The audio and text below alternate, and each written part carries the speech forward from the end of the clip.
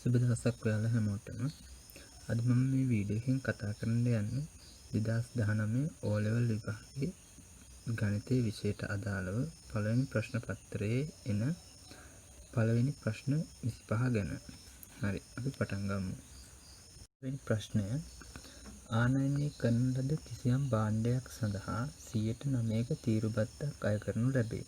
මෙම භාණ්ඩයේ වටිනාකම රුපියල් 6000ක් නම් ගෙවිය යුතු තීරුබදු මුදල සොයන්න. හරි, මෙතනදී ඔයාලා දන්නවා කිසියම් භාණ්ඩයක් ආනයනයේදී හෝ අපනයනයේදී හෝ කිසියම් මුදලක් අපිට වරායට ගෙවන්න වෙනවා. අන්න ඒ මුදලට තමයි තීරුබද්ද කියලා කියන්නේ. මෙතනදී භාණ්ඩයේ වටිනාකමින් 9%ක් තමයි තීරුබදු විදියට අය කරන්නේ. එහෙමනම් මෙහෙමයි තීරුබදු හොයන්නේ.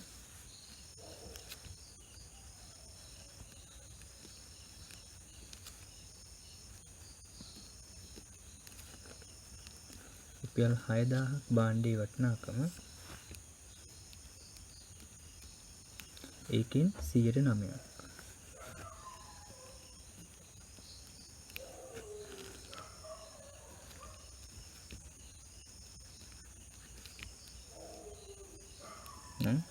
පිළිතුර වෙන්නේ රුපියල් 540ක්. දෙවෙනි ප්‍රශ්නය සාධක සොයන්න. ප්‍රකාශනය තමා x වර්ගය ධන 3x ඍණ 10. එතනදී අපි දන්නවා සාධක දෙකකට වෙන් කරගන්න. ඉස්සෙල්ලාම 10යි x වර්ගය 5යි x 2යි x මෙයා ධන මෙතන ඍණ.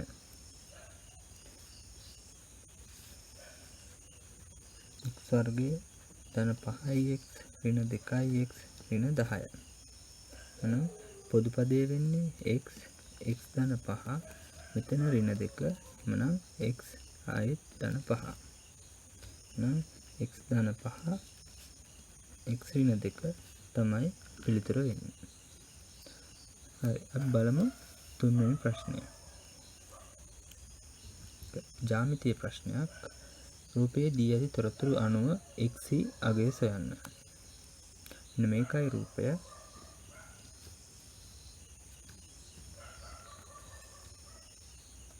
මෙතන අංශක 100යි, මෙතන x සහ මෙතනත් x කියලා දීලා තියෙනවා. එහෙනම් ඔයාලා දන්නවා ත්‍රිකෝණයක අභ්‍යන්තර කෝණවල එකතුව අංශක 180යි. එහෙනම් අපිට ලියන්න පුළුවන් මේ විදිහට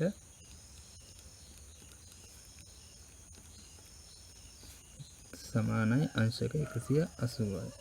නම් 100 ධන 2x සමානයි අංශක 180. නම් 2x සමානයි අංශක 180 ඍණ 100. නම් 2x සමානයි අංශක 80යි. දෙනවා දෙකෙන් බෙදනවා දෙකෙන්. එහෙනම් x වල අගය සමානයි අංශක 40යි. හරි, අපි බලමු හතරවෙනි ප්‍රශ්නය. log 2 පාදයට a සමානයි 5 බව දී ඇතනම් එහි අගය දෙකෙහි බලයක් ලෙස ලියන්න. එහෙනම් අපිට මෙහෙම ලියන්න පුළුවන්. log 2 පාදයට a සමානයි 5යි කියලා තමයි දීලා තියෙන්නේ. එහෙනම් ඔයගොල්ලෝ දන්නවා මේක දර්ශක ආකාරයෙන් ලියනකොට පාදයේ වෙනසක් වෙන්නේ දෙකේ පස්වෙනි බලය සමානයි a. එහෙනම් මෙන්න මේක තමයි පිළිතුර වෙන්නේ. ඊට පස්වන ප්‍රශ්නය. මිනිත්තුවකට ලීටර් 60ක ශීඝ්‍රතාවයකින් ජලය ගලා එන නලයකින් ධාරිතාව ලීටර් 420ක් වූ ටැංකියක් පිරවීමට ගතවන කාලය සොයන්න. හරි, මෙතනදී ශීඝ්‍රතාව දීලා තියෙනවා මිනිත්තුවකට ලීටර් 60ක්. එහෙමනම්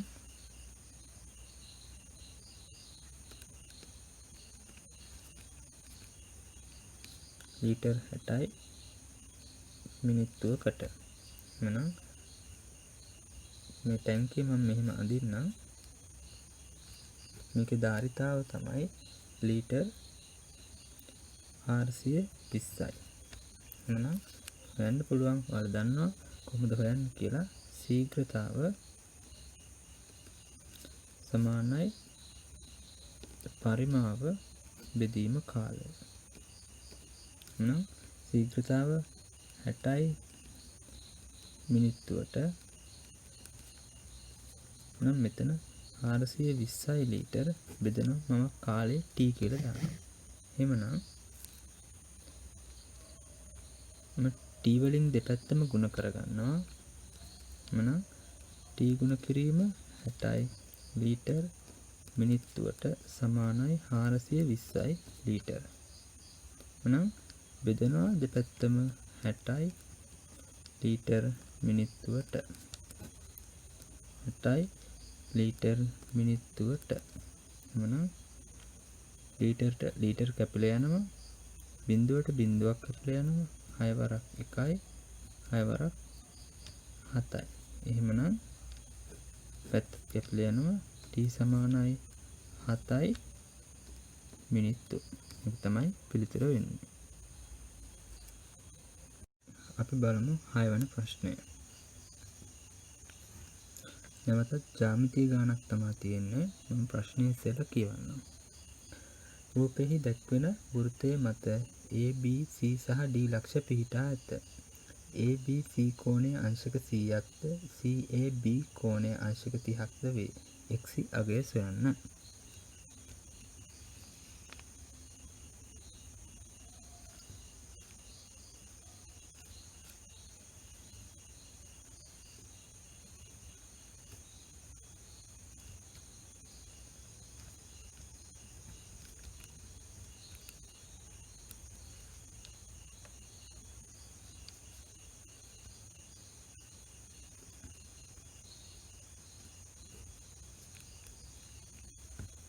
මෙහෙමයි දීලා තියෙන්නේ. x අගය තමයි හොයන්න තියෙන්නේ. මෙතනදී මේ ප්‍රමේය ගැන කිව්වොත් මේ අපි දැන් පාවිච්චි කරන්න යන ප්‍රමේය දෙකක් තියෙනවා. මේ ප්‍රමේය දෙකම පළවෙනි කොටසේ ගොඩක් පාවිච්චි කරන ප්‍රමේය දෙකක්. ඉස්සෙල්ලාම මෙතන x කියලා දීලා තියෙනවා. තවත් x සමාන වෙන කෝණයක් තියෙනවා මෙන්න මෙතන. ඒකට හේතුව වෘත්තයක එකම ඛණ්ඩයේ කෝණ සමාන වේ කියන ප්‍රමේයයෙන් තමයි අපි ඒක ගන්නෙ. එහෙමනම් මෙතන x නම් මෙතනත් x වෙනවා. ඊළඟට මම සැලකුවොත් ABC කියන ත්‍රිකෝණය. ඒකේ මේ කෝණය දන්නවා, මෙතන කෝණය දන්නවා. එහෙනම් අපි නොදන්න එක කෝණයයි තියෙන්නේ. නම් ත්‍රිකෝණයක අභ්‍යන්තර කෝණ වල එකතු අංශක 180යි කියන ප්‍රමේයෙන් අපිට මේක හොයාගන්න පුළුවන්. මට මෙහෙම ලියන්න පුළුවන්.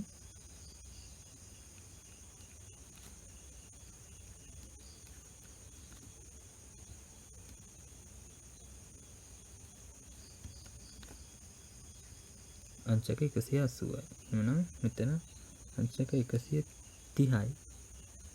දැන් මෙතෙන්ට x කියලා දාන්න පුළුවන්. එහෙනම් අංශක 180යි. නම් x අගය සමානයි අංශක 180 ඍණ අංශක 130. නම් පිළිතුර වෙන්නේ අංශක 50යි. හරි. අපි දැන් බලමු 7 වෙනි ප්‍රශ්නය. ඝන ත්‍රිජු වෘත්ත සිලින්ඩරයක පතුරේ අරය 7 සෙන්ටිමීටර් වේ. එහි උස සෙන්ටිමීටර් 10ක් වේ. සිලින්ඩරයේ වක්‍ර පෘෂ්ඨයේ වර්ගඵලය සොයන්න. ඔයාලා දන්නවා සිලින්ඩරයක වක්‍ර පෘෂ්ඨයේ වර්ගඵලය හොයන සූත්‍රය තමයි A සමානයි 2πr h කියන සූත්‍රය. මේක ප්‍රශ්න පත්‍රයේ දීලා තියෙනවා. එහෙමනම් දෙක ගුණ කිරීම 5 බලාගේ 7න් 22යි කියලා ගන්න කියලා තියෙනවා. අරය දීලා තියෙනවා 7 සෙන්ටිමීටර් කියලා. එහෙමනම් h වලාගේ තමයි 10 සෙන්ටිමීටර්. එහෙමනම් මේ 7 කැපිලා යනවා. එහෙමනම් දෙවරක් 22 44යි. 44 ඒවා 10ක් 440යි වර්ග සෙන්ටිමීටර තමයි පිළිතුර වෙන්නේ. හරි. අපි බලමු 8 වෙනි ප්‍රශ්නය.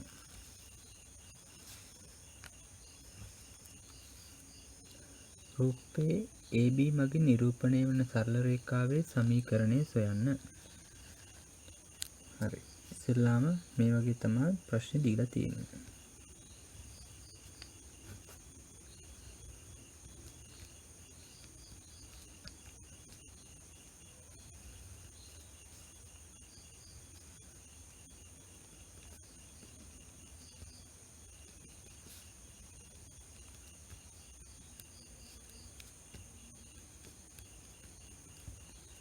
හරි. ඔයාලා දන්නවා අනුක්‍රමණය හොයන්නයි ප්‍රශ්නේ දීලා තියෙන්නේ. අනුක්‍රමණය හොයන්නේ අනුක්‍රමණය කියන්නේ m සමානයි y2 ඍණ y1 බෙදීම x2 ඍණ x1. දැන් y කණ්ඩාංක වෙනස බෙදීම x කණ්ඩාංක වෙනස. මෙතනදී ඉස්සෙල්ලාම මෙතන කණ්ඩාංකය තමයි 2 දී 6. මෙතන 1 දී 4. එහෙනම් නම් කරගන්නම් x2 y2 x1 y1. එහෙනම් y2 යගේ 6යි y1 යගේ 4යි. බෙදීම x2 යගේ 2යි x1 යගේ 1යි. එහෙනම් 6න් 4ක් 2යි. 2 බෙදීම 1 උත්තරය 2යි. මේකේ සමීකරණය ලිව්වොත් සරල රේඛීය සමීකරණයක් සඳහා ප්‍රස්ථාරය වෙන්නේ ප්‍රස්ථාරය එන්නේ y සමානයි mx ධන c ආකාරයට.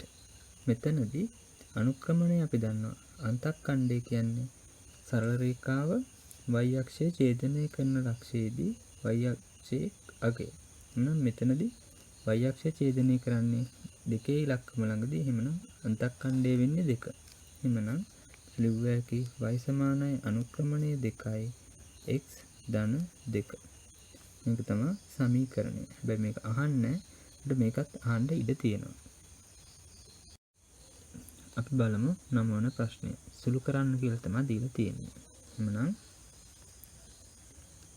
ax බෙදීම 2 ආපහු බෙදීම 3යි a බෙදීම 4යි x.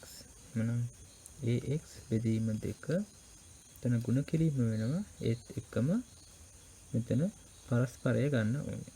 නම් 4යි x බෙදීම 3යි a. නම් දැන් උඩයි යටයි තියෙන පොදු පද කපලා ඉවත් කරන්න පුළුවන්. එහෙනම් මේ aට මේ a කැපිලා යනවා.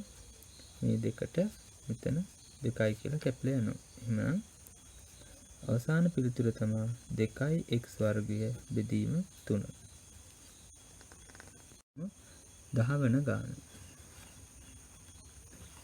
එහෙනම් ප්‍රශ්නේ දීලා තියෙන්නේ දී ඇති රූපයේ ABC සුජුකෝණ ත්‍රිකෝණයේ CB පාදයේ F1 දික් කර ඇත. AB සහ CB හි මධ්‍ය ලක්ෂ පිළිවෙලින් E සහ D වේ. DEB සමානයි අංශක 50ක් නම් EBF හි විශාලත්වය සොයන්න. මේකත් ජ්‍යාමිතිය ගණනක්. එහෙනම්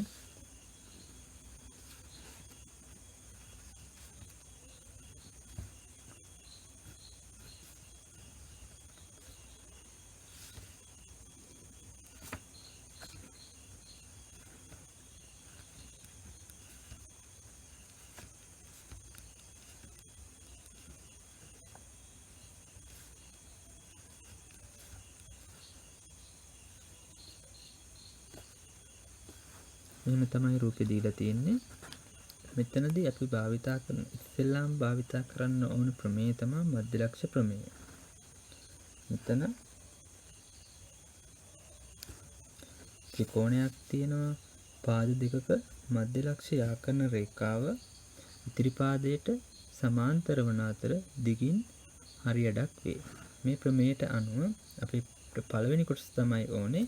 මනම් මෙන්න මේ රේඛා දෙක සමාන්තරයි කියලා දාගන්න පුළුවන්. එහෙනම් මේ දෙක සමාන්තර වුණ ගමන් ඔයාලට පේනවා මේක F අකුරක හැඩයටයි තියෙන්නේ. එහෙනම් මෙන්න මේ කෝණ දෙක සමාන වෙනවා. එහෙනම් මෙතන අංශක 90යි කියලා දාගන්න පුළුවන්.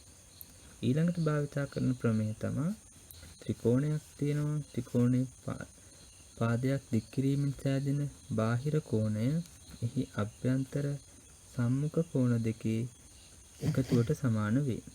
අන්න ඒ ප්‍රමේයට අනුව ලිව්වොත් මෙන්න මේ බාහිර කෝණයේ අගය මේ දෙකේ එකතුවට සමාන වෙනවා. එහෙමනම් ලියන්න පුළුවන්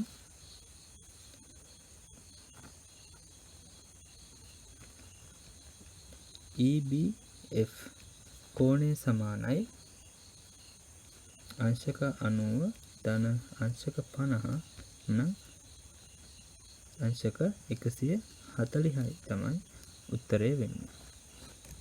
හරි. බලමු 11 වෙනි ප්‍රශ්නය. ඒකේ තියෙන්නේ විසඳන්න කියලා. මෙම ගැටලුව ආකාර දෙකකට විසඳන්න පුළුවන්. කරලා පෙන්නන්න ආකාර දෙකෙන්.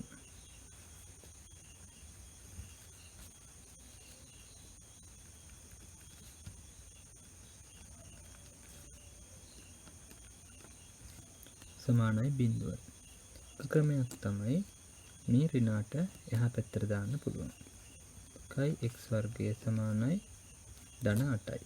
එහෙනම් බෙදනවා දෙකෙන් x වර්ගය සමානයි 4යි. එහෙනම් අපිට ලියන්න පුළුවන් x සමානයි වර්ගමූල ධන හෝ ඍණ 4යි. එහෙනම් x සමානයි උත්තරේ ධන 2 හෝ x සමානයි ඍණ 2යි කියලා. දෙවන ක්‍රමය තමයි වර්ගයේ ඍණ 8 සමානයි බිඳුවයි. ඉස්සෙල්ලාම දෙකෙන් බෙදලා ඉන්නවා. දෙකෙන් බෙදනවා දෙකෙන් එතනත් බෙදනවා දෙකෙන්. එහෙනම් x වර්ගයේ ඍණ 4 සමානයි බිඳුව. එහෙනම් x වර්ගයේ ඍණ 4 ලියන්න පුළුවන් වර්ගයක් විදිහට 2 වර්ගය සමානයි බිඳුවයි. එහෙනම් x ඍණ 2 x ධන 2 සමානයි බිඳුවයි. එහෙනම් x ඍණ 2 සමානයි බිඳුව හෝ x ධන 2 සමානයි බිඳුවයි. එහෙනම් x සමානයි 2යි x සමානයි ඍණ 2යි. දෙකෙන්ම එන්නේ එකම පිළිතුර. ඊළඟට අපි බලමු 12 වන ගාන.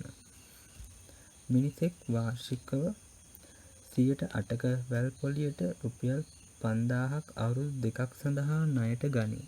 මෙම ණය මුදල සඳහා දෙවන වර්ෂයට වන පොලිය කොපමණද?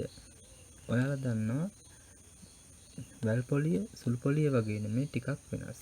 හරි අපි බලමු මේක පිළිතුර හොයන විදිය.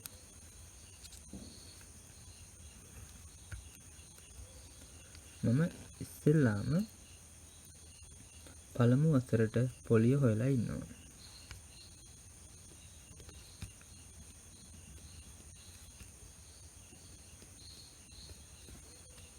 සාමාන්‍ය විදිහටමයි හොයන්නේ.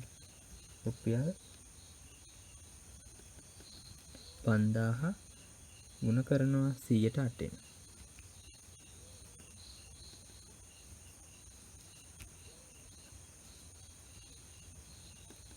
රුපියල් 400ක් තමයි ආවේ. එහෙමනම් දෙවන වසර ආරම්භයේදී තියෙන මුළු මුදල වෙන්නේ මේ පොලිය මුදලෙත් ණයට ගත්ත මුදලෙත් දෙකේම එකතුව.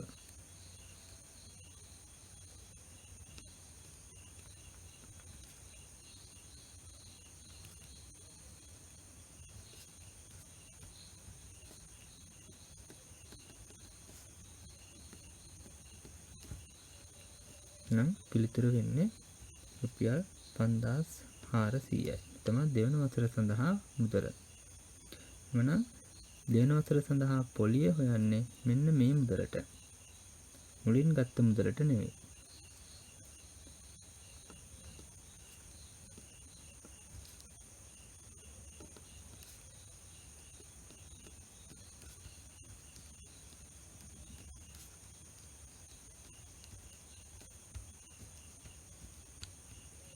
නම් පිළිතුර වෙන්නේ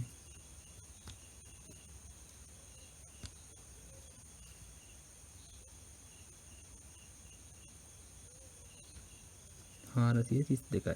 මේක තමයි ප්‍රශ්نين අහන්නේ. මොන ප්‍රශ්නය?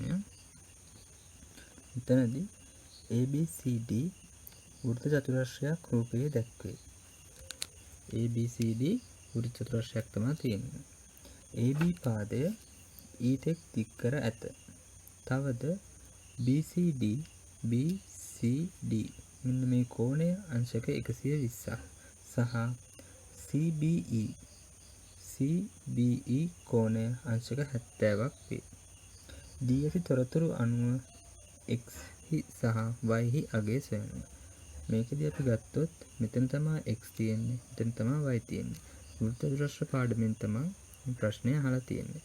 එතකොට ඔයාලා දන්නවා පළවෙනි ප්‍රමේය තමයි වෘත්ත දෘශ්‍යයක සම්මුඛ කෝණ පරිපූරක වේ. එහෙමනම් ඒකේ තේරුම තමයි ඉස්සරහා තියෙන කෝණ දෙකේ එකතුව අංශක 180ක් වෙනවා කියන එක. එහෙනම් ඒකට අනුව අපිට ලියන්න පුළුවන් y ධන 120 සමානයි අංශක 180යි. එහෙනම් y යගය අංශක 180 ඍණ අංශක 120යි. කෙලින්ම අංශක 60යි. පහසුවෙන්ම හොයාගන්න පුළුවන්. ඊළඟට තව ප්‍රමේයක් තියෙනවා ඒ පාඩමේ. ඒක තමයි වෘත්ත දෘශ්‍යයක් තියෙනවා. පාදයක් දික් කිරීමෙන් සෑදෙන බාහිර කෝණය එහි අභ්‍යන්තර සම්මුඛ කෝණයට සමාන වේ. එහෙමනම් කෙලින්ම x වල අගය ලියන්න පුළුවන් අංශක 70යි කියලා.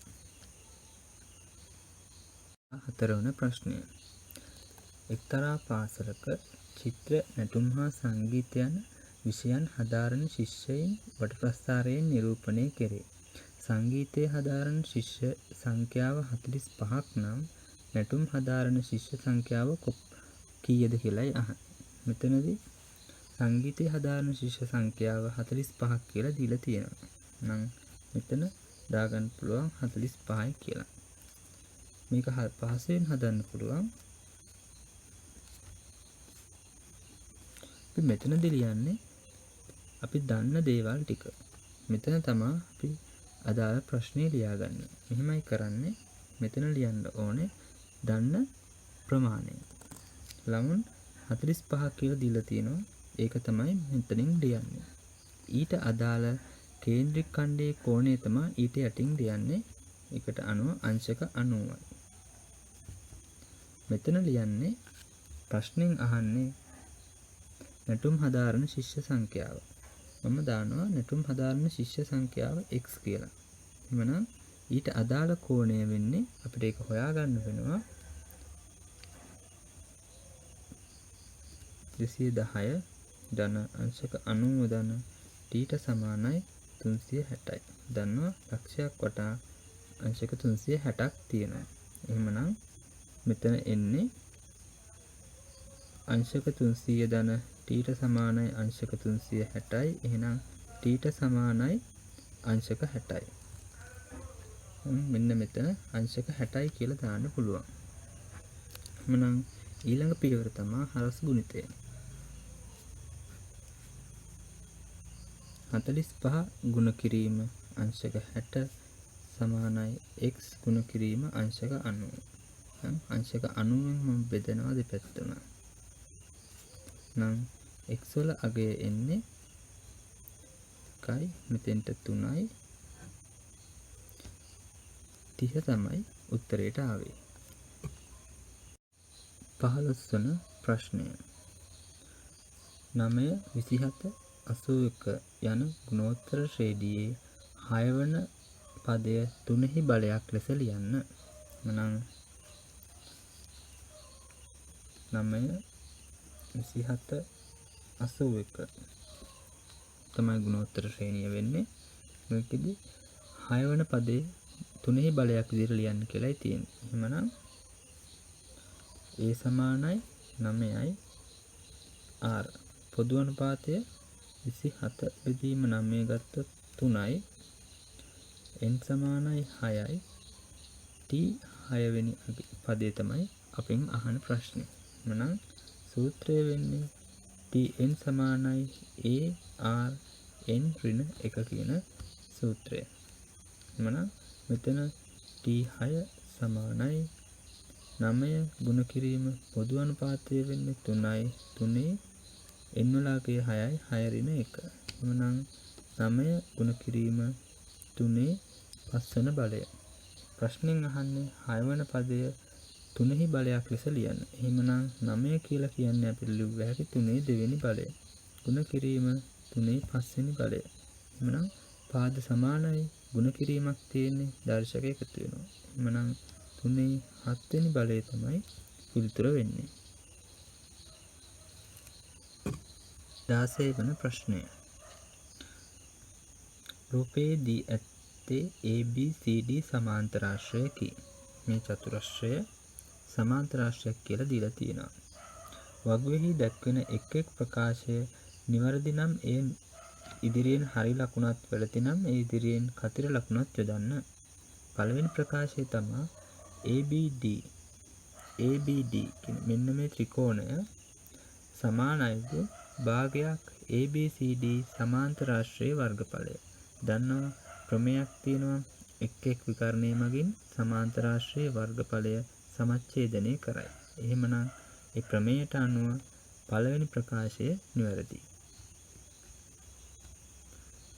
දෙවෙනි ප්‍රකාශය තමයි BD විකර්ණය ADC කියන කෝණය මෙන්න මේ කෝණය සමච්ඡේදන කරනවා කියලා කියන එක.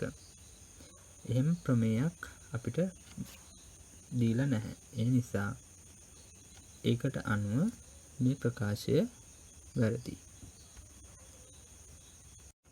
17 වන ප්‍රශ්නය. පහත සඳහන් VGA පද 3හි කුඩාම පොදු ගුණාකාරය සොයන්න. මේවා තමයි දීලා තියෙන පද 3 වෙන්නේ. එහෙමනම් ඔයාලා දන්නවා කරන ක්‍රමේ 3x වර්ගය ඉස්සරහාම 3 ගුණ කිරීම x ගුණ කිරීම x. එහෙනම් ඊට පස්සේ දර්ශකත් සමග x වල වර්ගය. මේ විදිහට 6යි xy ලියන්න පුළුවන්. 2 ගුණ කිරීම 3. ප්‍රථමික සංඛ්‍යාවල ගුණිතයක් විදිහට තමයි ලියන්න ඕනේ. නම් x ගුණ කිරීම y. දර්ශකත් සමග ලිව්වොත් 2 පළවෙනි බලය, 3 පළවෙනි බලය, x වල පළවෙනි බලය, y වල පළවෙනි බලය. එකට 2යි y. එහෙනම් 2 ගුණ කිරීම y. 2 පළවෙනි බලය ගුණ කිරීම y වල පළවෙනි බලය. එහෙනම් කුඩා පොදු ගුණාකාරය ලියන්න පුළුවන්. ඉස්සෙල්ලාම තෝරගන්න එකිනෙකට වෙනස් පද. 2 ගුණ කිරීම, 3 ගුණ කිරීම, x ගුණ කිරීම y. ඊට පස්සේ තෝරගන්න එක් පදයට අදාළ වැඩිම දර්ශකය. 2 ඉලක්කම සැලකුවොත් වැඩිම දර්ශකය 1 කියලා තියෙන්නේ. 3 ඉලක්කම සැලකුවොත් වැඩිම දර්ශකය ඒත් 1 කියලායි තියෙන්නේ. x පදයේ සැලකුවොත් මෙතන 1 තියෙනවා, මෙතන දර්ශකය 2 තියෙනවා. වැඩිම එකයි තෝරගන්නේ. එහෙනම් වර්ගය. y පදයේ ගත්තොත් y වලත් කලින් වගේමයි 1 තමයි තියෙන්නේ. එහෙනම් ප්‍රකාශය වෙන්නේ කුඩා පොදු ගුණාකාරය වෙන්නේ දෙවරක් 3 6යි x වර්ගය y කියන එකයි. 18 වන ප්‍රශ්නය. දී ඇති රූපේ වෘත්තයේ කේන්ද්‍රය O වේ. මෙතන වෘත්තයේ කේන්ද්‍රය. එහි දැක්වෙන තොරතුරු අනුව x හි අගය සොයන්න. අපි හොයන්න ඕනේ මෙන්න මේ x හි අගය. කලින් සඳහන් කළ ආකාරයටම මෙන්න මේ පාඩමේ තියෙන ප්‍රමේය තුන තමයි ගොඩක්ම භාවිතා කරන ප්‍රමේය තුන වෙන්නේ. මෙතනදී ඔයාලා දන්නවා මෙන්න මේ කෝණය සහ මේ කෝණය අතර සම්බන්ධතාවය. වෘත්ත ඡාපයක් මගින් කේන්ද්‍රය මත ආපාතනය කරන කෝණය එම ඡාපයේ මගින්ම වෘත්තයේ ඉතිරි කොටස මත ආපාතනය කරන කෝණයමින් දෙගුණයක් වේ. එහෙමනම් මේ කෝණ දෙක අතර සම්බන්ධය තමයි මෙතන x නම් මෙතන 2x වෙන්න ඕනේ. දෙගුණයක් කියන එකයි. අනිත් තව ප්‍රමේයක් භාවිතා කරන්න වෙනවා. අපිට මේ 2x x වල අගය හොයන්න නම් මෙන්න මේ කෝණය දැනගන්න ඕනේ. මේ කෝණේ අගය අපිට පහසෙන්ම හොයාගන්න පුළුවන් 55ක් වෙනවා. ඒකට හේතුව මේ තියෙන්නේ එකම වෘත්තයේ අරයන් දෙකක්.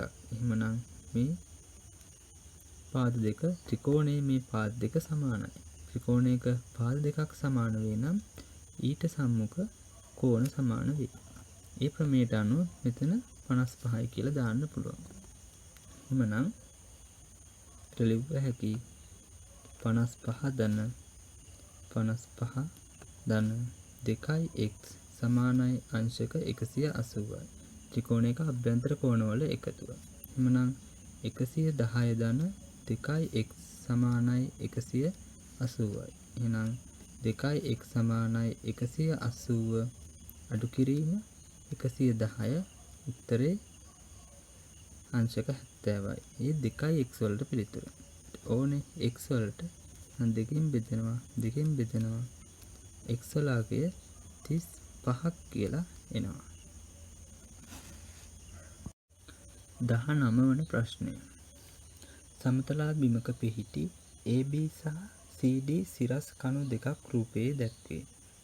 D හි සිට නිරීක්ෂණය කරන විට B හි ආරෝහණ කෝණය අංශක 42ක්ද A හි අවරෝහණ කෝණය අංශක 58ක්ද වේ. මෙම තොරතුරු රූපයෙහි නිරූපණය කරන්න. ආරෝහණ කෝණය කියන්නේ D ඉන්න කෙනෙක් තමා බලන්නේ. එතකොට B හි ආරෝහණ කෝණය ඉහළ තමා බලන්නේ. එහෙමනම් අපිට මේක මාක් කරන්න පුළුවන් මේ විදිහට.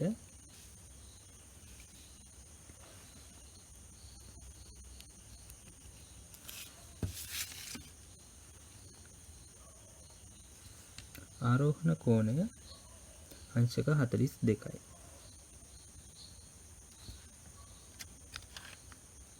එහි අවරෝහණ කෝණය කියනවා. එමනම්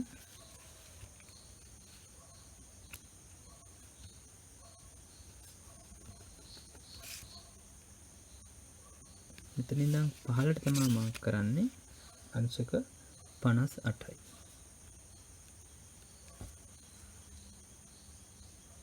විසිවන ප්‍රශ්නය. මල්ලක සරල සම වීදුරු බෝල 35ක් අඩංගු වේ. ඒවායින් කිසියම් සංඛ්‍යාවක් සුදු පැහැති වන අතර ඉතිරි ඒවා කළු පැහැති වේ. මෙම මල්ලෙන් අහඹු ලෙස ගනු ලබන වීදුරු බෝලයක් කළු පැහැති එකක් වීමේ සම්භාවිතාව 7න් 5ක් නම් මල්ලෙහි කළු පැහැති වීදුරු බෝල කීයක් තිබේද? හරි, මේක මෙහෙම කරන්න පුළුවන්. සාමාන්‍යයෙන් සම්භාවිතාව ලියනකොට ඉස්සෙල්ලාම මුළු සංඛ්‍යාවෙන් කොච්චරක් දීලා තියෙන ප්‍රමාණයද කියලා තමයි ඉදිරිපත් කරන්නේ. මම ඒක මෙහෙම ලියනවා. කළු පැහැති බෝල සංඛ්‍යාව x කියලා ගන්නවා. මුළු සංඛ්‍යාව 35ක් කියලා දීලා තියෙනවා. ඊට පස්සේ අපි කරන දෙයක් තමයි මේක සරල කරලා ලියන එක. එතකොට ඒත් මේ ලියන්නේ ඒ භාගෙම තමයි. එhmenan මට ලිව්ව හැකි මේක හරියට තුල්ලේ භාගයක් වගේ. 7න් 5යි කියලා. එhmenan ඊට පස්සේ අපිට මේ x හොයා ගන්නයි ඕනේ. එhmenan හරස් ගුණිතය දාන්නයි තියෙන්නේ. එhmenan 7යි x සමානයි 5 ගුණ කිරීම 35. එhmenan බෙදනවා 7න්. එතකොට x අගය වෙන්නේ 7ට 1යි 35ට 5යි. එhmenan 25යි කියලා තමයි උත්තරේ එන්නේ. ඒ කියන්නේ කළු පැහැති බෝල 25ක් මේ මල්ල තුල තිබිලා තියෙනවා. 21 වන ප්‍රශ්නය. මේකත් ජ්‍යාමිතිය ප්‍රමේයක් සම්බන්ධව තමයි අහලා තියෙන්නේ. සුදුසු ජ්‍යාමිතික පද භාවිත කර පහළ දී ඇති ප්‍රකාශයේ හිස්තැන් පුරවන්න. වෘත්තයක කේන්ද්‍රය එම වෘත්තයේ ජායක හිස්තැනක් යා කෙරෙන සරල රේඛාව එම ජායට හිස්තැනක් වේ කියලා තමයි දීලා තියෙන්නේ. හරි, මේකට රූපයක් ඇඳොත් වෘත්තයේ කේන්ද්‍රය මෙන්න ජාය. ඔයාලා අහලා තියෙනවා වෘත්තයේ කේන්ද්‍රයත් ජායක එම වෘත්තයේ ජායක මධ්‍ය ලක්ෂයත් යා කරන රේඛාව එම ජායට ලම්බ වේ. ඔන්න ඔය ප්‍රමේය තමයි අහලා තියෙන්නේ. එහෙමනම් පළවෙනි හිස්තැනට එන්න ඕනේ වෘත්තයක කේන්ද්‍රය එම වෘත්තයේ ජායක මධ්‍ය ලක්ෂයට.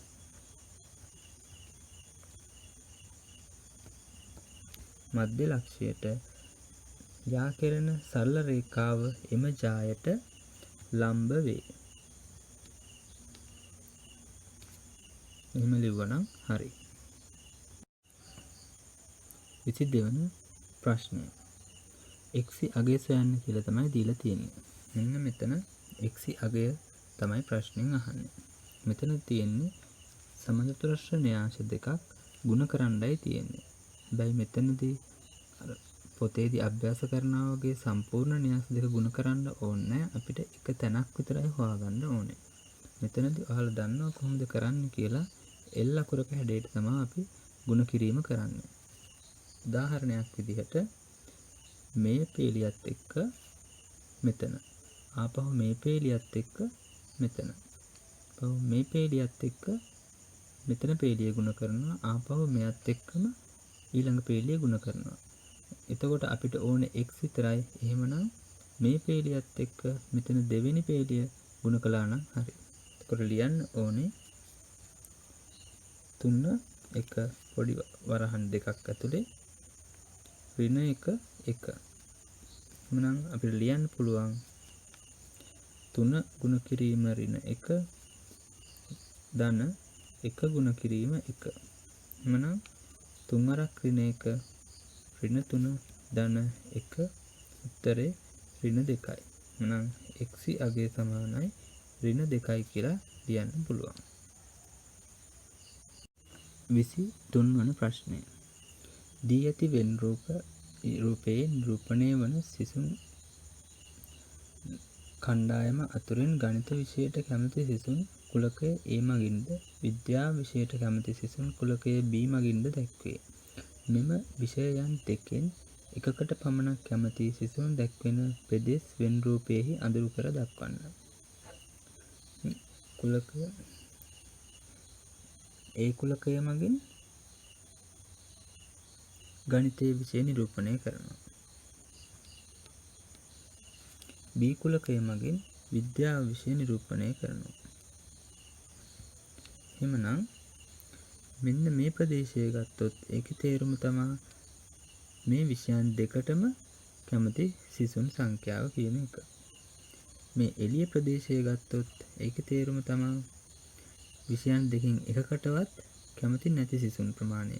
එයි නිරූපණය කරන්නේ. එහෙමනම් මෙන්න මේ ප්‍රදේශය ගත්තොත් ගණිතයට පමණක් කැමති සිසුන්. මේ ප්‍රදේශය ගත්තොත් විද්‍යාවට පමණක් කැමති සිසුන්. මේකෙන් අහන්නේ මේ විෂයන් දෙකෙන් එකකට පමණක් කැමති සිසුන් ගණන. එක වර්ගයක් විශේෂ කරලා නැහැ. එහෙමනම් මෙන්න මේ කොටස අයිති වෙනවා සහ මෙන්න මේ කොටසත් පිළිතුරට. 24 වන ප්‍රශ්නය. මෝටර් රථයක චලිතය නිරූපණය කරන දුර කාල ප්‍රස්ථාරයක් රූපයෙහි දැක්වේ.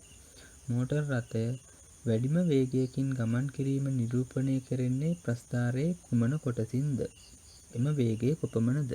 හරි. ඉස්සෙල්ලාම දුර කාල ප්‍රස්ථාරයක අනුක්‍රමණය මගින් නිරූපණය කරන්නේ වේගය.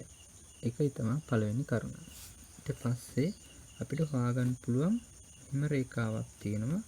මෙතන තිරස් රේඛාවක් තියෙනවා. ආපහු මේ රේඛාවට වඩා බෑවුම අඩු රේඛාවක් තියෙනවා. නැත්තම් මේක අපි බෑවුමෙන් තමයි මේක තීරණය කරන්නේ. බෑවුම වැඩි කියන්නේ වේගය වැඩි. බෑවුම අඩුයි කියන්නේ වේගය අඩුයි. එහෙමනම් මෙතන බෑවුමක් නැහැ. එහෙමනම් වැඩිම වේගයක් තියෙන අවස්ථාව තමයි AB කියන සීමාව.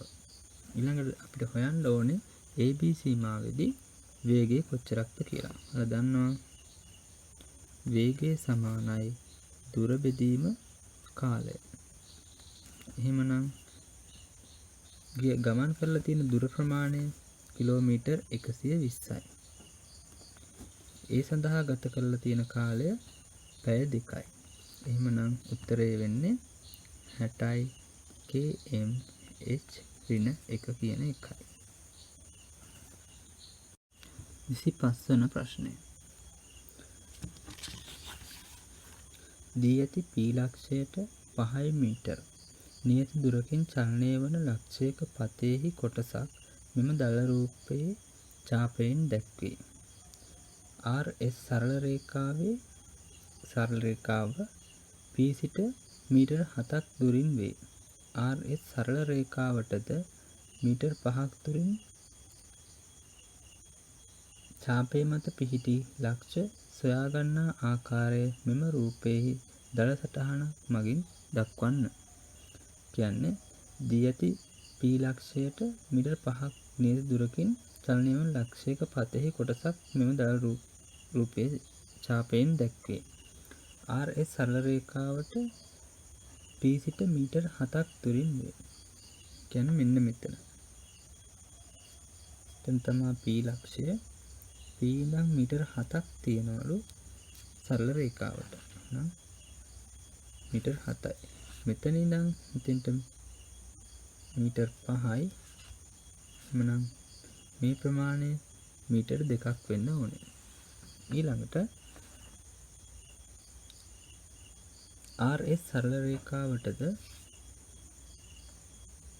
5 මීටර් දුරින් ඡාපය මත පිහිටි ලක්ෂ සොයාගන්නා ආකාරය මෙම රූපෙහි දළ සටහනක් මගින් දක්වන්න. කියන්නේ මේ සරල රේඛාවේ ඉඳන් මීටර් 5ක් දුරින් පිහිටන මෙන්න මේ ඡාපය මත පිහිටි ලක්ෂ හොයාගන්න විදිය තමයි අහන්නේ. කියන්නේ එකක් මෙන්න මේ හරියෙන් තියෙන්න ඕනේ, අනිත් එක මේ හරියෙන් තියෙන්න ඕනේ. ඒකට අදාළ දළ සටහන් තමයි අඳින්න ඕනේ. ඔයාලා කරන්න තියෙන්නේ මේ රේඛාවට මීටර් 5ක් දුරින් යන සමාන්තර රේඛාවක් අඳින එකයි. මෙන්න මේ විදිහට. නිර්මාණ ක්‍රම භාවිතා කළා සමාන්තර රේඛාවක් ඇඳනම් එක ලක්ෂයක් තමයි මෙන්න මෙතන, අනිත් ලක්ෂය තමයි මෙතන. ඔන්න ඒ ලක්ෂ දෙක හොයාගන්න විදිය තමයි අහන්නේ. මෙතනදී ඔයාලා දන්නවා කැමති ලක්ෂ දෙකක් තෝරාගෙන කවකටුව තියලා දිහට පැන් දෙකක් මාක් කරගෙන මෙන්න මෙහෙම ලම්බක දෙකක් ඔයාලට ඇඳ ගන්න පුළුවන් ඉතින්ලාම. ඊට පස්සේ මේ ලම්බක ඔස්සේ මීටර් 5 මාක් කරලා ඒකට සුදුසු පරිමාණයක් භාවිතා කරන්නත් පුළුවන්. මෙතනදී අහන්නේ දළ සටහන් නිසා පරිමාණයක් භාවිතා කරන්න ඕනේ නැහැ. මෙන්න මේ දුර මාක් කරලා මේ ලක්ෂ දෙක යා කරා නම් සමාන්තර රේඛාව අඳින්න පුළුවන්. එමනම් මේ විදිහට තමයි පළවෙනි ප්‍රශ්න 25 අවසන් වෙන්නේ. මම හිතනවා ඔයාලට මේක තේරෙන්න ඇති කියලා. නම් මම නවතිනවා. ඔයාලට සුබ දවසක්.